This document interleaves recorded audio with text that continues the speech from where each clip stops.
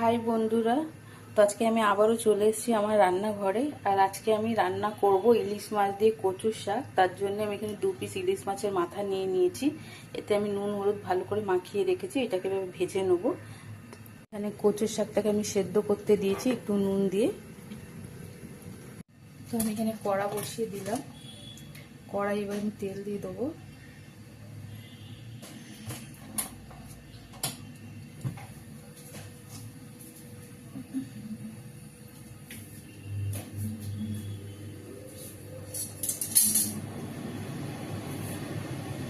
তেলটা গরম হয়ে গেছে, এবার আমি ইলিশ মাছটা দিয়ে দেবো।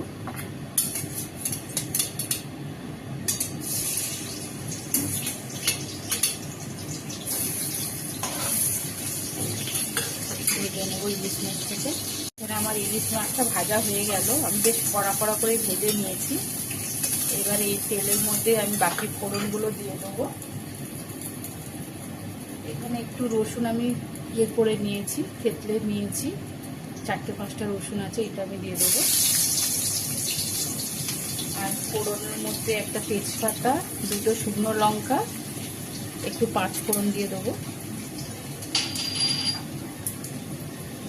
2টো কাঁচা লঙ্কাকে দুভাগ করে নিয়েছি, এটা দিয়ে দেবো। রসুনটা আমি দিয়েছি এই কারণে, রসুন দিলে একটা ভালো গন্ধ ছাড়ে। মাছের আঁশটের গন্ধটা অতটা আসে না, একটা মাছের একটা যে গন্ধ থাকে, তাই আমি রসুন দিয়েছি। এবার এই কচু শাকটাকে দিয়ে দেবো।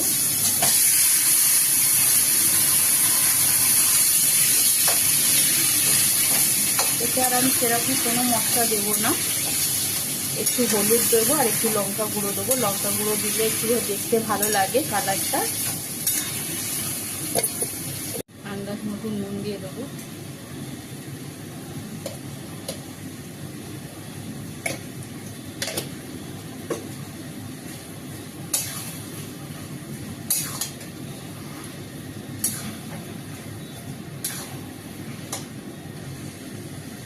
এবারে আমি এর মধ্যে মাছ দিয়ে দেবো।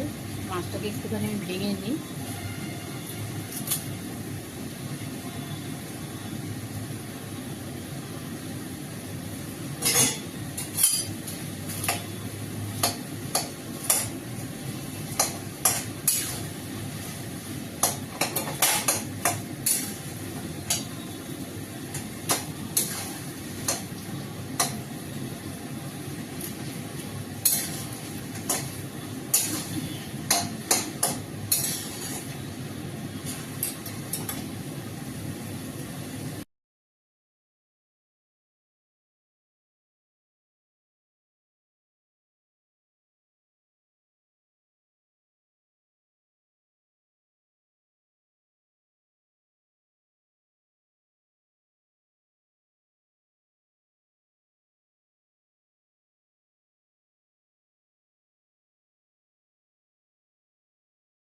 করো